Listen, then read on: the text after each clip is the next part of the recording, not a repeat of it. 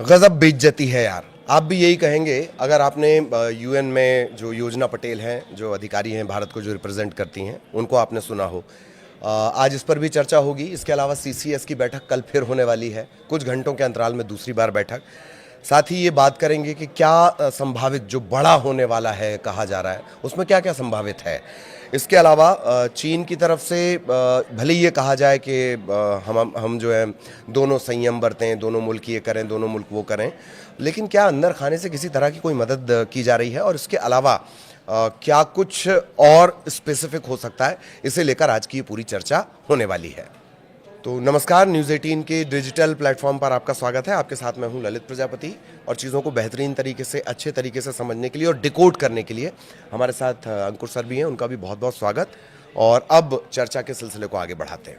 एक एक सिलसिलेवार हम जो है सिलसिला शुरू करते हैं। सर, आज की सबसे बड़ी हैपनिंग, जब मैंने वो शब्द पढ़े, योजना पटेल ने जो यूएन में जिस तरीके से कहा है, वैसे तो अक्सर ही यूएन में पाकिस्तान अपनी भद्द पिटवाता रहता है, बट आज उन्होंने बड़ा क्लासी तरीके से जवाब दिया और ख्वाजा आसिफ के बयान को कोट किया कि ये तो आप खुद स्वीकार रहे हैं कि हम आतंकवादी रहे हैं, हमने पनाह दी है। इसको लेकर सबसे पहले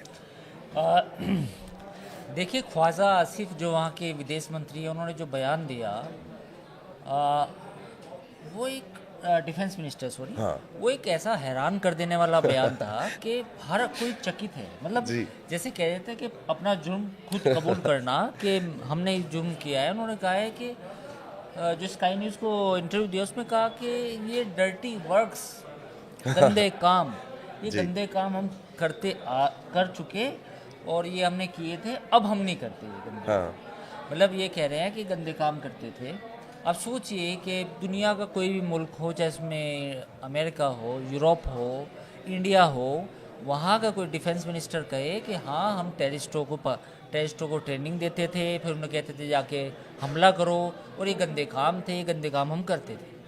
कोई मुल्क ऐसा नहीं कहेगा। लेकिन इस बात की उनकी दाद देनी चाहिए कि उन्होंने अपना जुर्म कबूल करा। उन्होंने बताया कि पाकिस्तान एक, योजना पटेल ने जो बोला है, दुष्ट राष्ट्र, रोग नेशन, दुष्ट राष्ट्र है। तो ये तो हालत है, ये तो स्टेट ऑफ अफेयर्स है पाकिस्तान का, कि वहाँ पे खुद वो जानते हैं कि अफ़गानिस्तान वॉर में उनका क्या किरदार रहा। उसके बाद जितने भी टेररिस्ट थे, अफ़गान थे, तालिबान थे, उनको ट्रेनिंग दी, अमेरिका से पैसे लिए और दूसरे मुल्कों से पैसे लिए, और फिर आतंकवादियों को ट्रेनिंग दी, फिर उनको कश्मीर भेजा।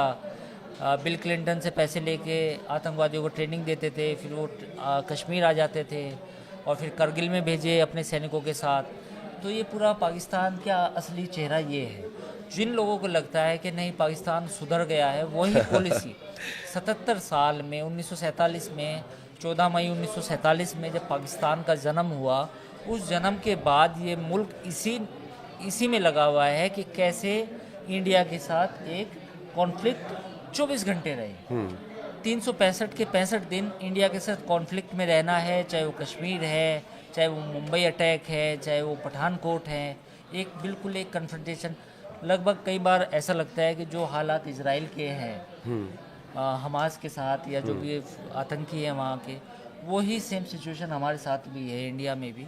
तो ये एक उनकी पॉलिसी रही है। जी, ऐसा लगता है उनकी राजनीति का आधार ही ये है कि जितना वो बोल सकते हैं, मुद्दों से ध्यान भटका सकते हैं। एक बड़ा महत्वपूर्ण घटनाक्रम ये हुआ है, एक तो लगातार मुलाकातों के सिलसिले चल रहे हैं। रक्षा मंत्री ने, मेरा ख्याल है 3 बार मुलाकात उनकी हो चुकी है, 2 या 3 बार, और कल सीसीएस की बैठक फिर होने वाली है।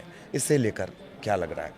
देखिए, सीसीएस की बैठक है, जो सिचुएशन है उसमें तो सीसीएस की बैठक होनी लाजमी है।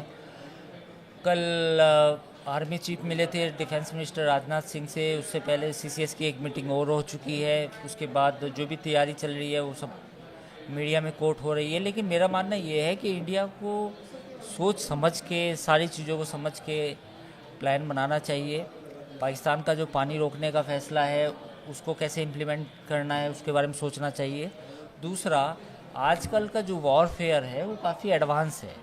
तो मुझे लगता है कि आजकल जो साइबर अटैक्स भी होते हैं, आजकल एआई का भी ज़माना है, आजकल लेज़र वेपन्स भी हैं, आजकल सैटेलाइट भी शूट किए जाते हैं मिसाइल से। तो these are the options I think that India should consider. जी, इस ये तरह भी का, एक- हाँ, ये भी कुछ इस मतलब तरह का भी एक रिपोर्ट हमने पढ़ी कि पहले कुछ ऐसा साइबर अटैक जैसी चीज़ें और फिर ज़मीन पर एक्शन। और जैसा आप कह रहे हैं कि अगर एक बार साइबर अटैक हो जाएगा तो उतनी देर के लिए तो व्यवस्थाएं ध्वस्त हैं वहाँ पर, अगर वो भी रक्षा, वित्त या इस तरह के हाँ, डिपार्टमेंट में हो जाए। मैं यही कह रहा हूँ कि एक्चुअली क्या है कि आजकल मल्टीपल ऑप्शन है हमारे मतलब किसी भी मुल्क के पास, और ख़ासतौर पर भारत जैसे मुल्क के पास। अब हमें ये बिल्कुल नहीं सोचना चाहिए कि बिल्कुल कन्वेंशनल वॉर ही आखिरी रास्ता है। देखिए, पानी का जो मसला था, जो पानी रोकने की बात हुई, उससे हलचल तो हुई ना पाकिस्तान में। पाकिस्तान में जो इस समय बयानिया है, जो वहाँ का नैरेटिव है, वो बिल्कुल ऐसा खौफ में आ गया कि भैया पानी आज नहीं रुकेगा तो कल तो रुकेगा ही। आज पानी नहीं रुकेगा, 5 साल लग जाएंगे डैम बनाने में, या 10 साल लग जाएंगे, डेकेड लग जाएंगे, या फिर हो सकता है कि 60,000 40,000 करोड़ 20,000 करोड़ का इन्वेस्टमेंट होगा। पर उससे पहले भी तो कुछ होगा। हाँ, उससे पहले क्या होगा? उससे पहले ये होगा कि पानी की इन्फॉर्मेशन नहीं मिलेगी, कब छोड़ा जा रहा है कब नहीं आ रहा। और ये भी हो सकता है कि पानी को कुछ कुछ जितना कैपेसिटी है कैनाल्स की, उसमें उतनी कैपेसिटी में उसको डाइवर्ट किया भी जा सकता है। ठीक है, तो दीज आर द स्टेप्स जो होंगे, जो शायद लिए भी जाएंगे। तो ऐसा नहीं है कि पाकिस्तान को मिर्ची नहीं लेगी। पाकिस्तान को ऑलरेडी एक मैसेज जा चुका है कि भैया आज नहीं तो कल, कल नहीं तो परसों पानी का गेम होगा। तो एक ये तो वो डरा हुआ है। ये आपने जो डरे होने वाली बात करी, ऐसा लग रहा है कि हमारे तरफ से तो ये सब बातें ठीक है, मीडिया में एक वो सेट करना, नैरेटिव सेट करना, पर ये यहाँ मीडिया में हो रहा है। वहाँ तो ऐसा लग रहा है कि मंत्री, अफसर सब मिलकर इसी पर चर्चा हो रही है और कोई भी बयान दिया जा रहा है। यहाँ से ज़्यादा हड़कंप तो वहाँ के मंत्रिमंडल में है। उसकी वजह ये है कि वहाँ पे जो एक तो जो अपोजिशन है वो एक साथ नहीं है, एक पेज पे हाँ, नहीं है। दूसरी बात ये है कि वहाँ पे सिविलियन अलग बयान देते हैं और जो मिलिट्री एस्टेब्लिशमेंट है वो अलग बयान देता है। एक सवाल मैं आपसे पूछूंगा ललित, ये बताओ कि अगर इंडिया पाकिस्तान पे अटैक करता है तो पाकिस्तान जो रेस्पॉन्स करेगा, तो उसमें सिविलियन गवर्नमेंट का किरदार होगा या फिर मिलिट्री रिजीम का? जाहिर तो मिलिट्री रिजिम का होगा। लेकिन इंडिया में तो सिविल देखा है ना सब कुछ। इंडिया में तो प्रधानमंत्री के साथ एक एक बात डिस्कस की जाएगी, प्रधानमंत्री का अप्रूवल लगेगा। पाकिस्तान में क्या होगा? पाकिस्तान में ये होगा कि आर्मी चीफ फैसला ले लेगा, बाद में बता देगा पीएम को कि हाँ हमने ऐसा किया या हमने कर दिया या हमने चलो बॉर्डर पे ये किया है, वो बाद में बताएगा। तो ये तो हालत है पाकिस्तान। जी, मतलब जो है प्रधानमंत्री है, ठीक है, प्राइम मिनिस्टर है, वजीर आजम है पाकिस्तान के, वो अपने लिए हैं। बाकी जो है आर्मी चीफ को जो करना है वो करेगा। जी, एक मुखौटा है सरकार का और पीछे सिर्फ सेना ही। Hybrid regime, hybrid regime, hybrid है। हाइब्रिड। मतलब आधा मिलिट्री, आधा क्या 70-80% तो मिलिट्री है।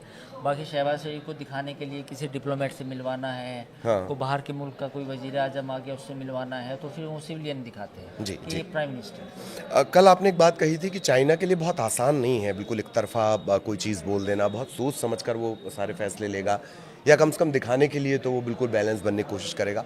आज कुछ इस तरह की खबरें आई हैं, तो हम दो तरह से इसे समझना चाह रहे हैं कि क्या वाकई इन खबरों की कोई सच्चाई होगी या फिर ऐसा हो भी सकता है। एक PL-15 मिसाइल है, पाकिस्तान को भेजे जाने की चर्चा है, सोशल मीडिया पर इस तरह की बातें चल रही हैं और ये कहा जा रहा है कि रफ़ाइल को टारगेट करने में ये इस्तेमाल हो सकती है। आपको क्या लग रहा है, क्या वाकई ऐसा कुछ हुआ होगा या ये सिर्फ सोशल मीडिया का शिगूफा है? देखिए, पाकिस्तान चीन का अलाई है, अलाई, मतलब दोस्त, ये सच है, इसमें कोई दो राय नहीं है। लेकिन एक लिमिट से ज़्यादा चीन भी आगे नहीं जाएगा। उसको भी मालूम है कि भारत के साथ उसको ट्रेड करना है, भारत के साथ जो एंगेजमेंट है वो उसका लॉन्ग टर्म है। अगर चाइना बॉर्डर पे लंबी इतनी फिर भी लड़ाई झगड़े के बावजूद भी अगर शांति बनी हुई है तो वो जानता है। दूसरी बात, जहाँ तक पाकिस्तान की बात है, तो पाकिस्तान तो अपनी करेंसी स्वैप करा रहा है कि भैया ये मेरे इतने बिलियन डॉलर ले लो, मुझे बदले में चाइनीज करेंसी दे दो, अपने नोट तो मैं बाद में और भी छाप लूँगा, ये करेंसी जो आपकी होगी इससे मैं लड़ाई लड़ लूँगा। ये भी है खबर जो आपने मिसाइल की बताई। ऑब्वियसली वहाँ से एनिमेशन तो है नहीं इनके पास, पाकिस्तानियों के पास, इन्होंने यूक्रेन को बेच दिया सारा।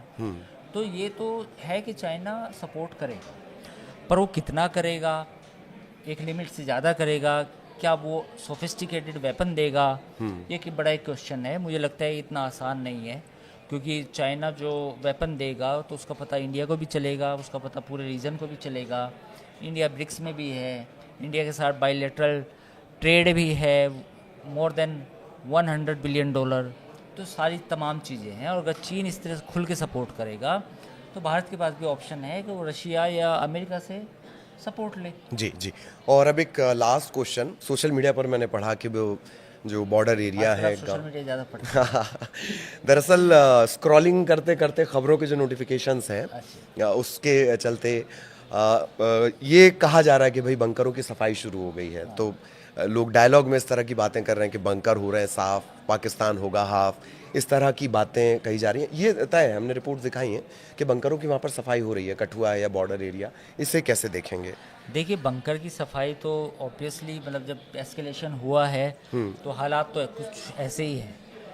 अब देखना होगा कि ये कॉन्फ्लिक्ट लिमिटेड है या लंबा चल सकता है। इसके भी हालांकि आशंका है कि लंबा भी चल सकता है, पर इस बात की भी है कि शायद एक सोची समझी रणनीति के तहत ही इस मामले को आगे बढ़ाया जाएगा। और बॉर्डर की तैयारी होती है, उसमें तो कोई दो राय नहीं कि जब पूरा इलाका एक कॉन्फ्लिक्ट जोन बनेगा या बन सकता है तो तैयारी तो सब तरह की करनी पड़ती है। इसमें बंकर भी हैं, जिसमें ये भी है कि किसानों को ये कहा जाएगा आप अपनी फसलें काट लीजिए।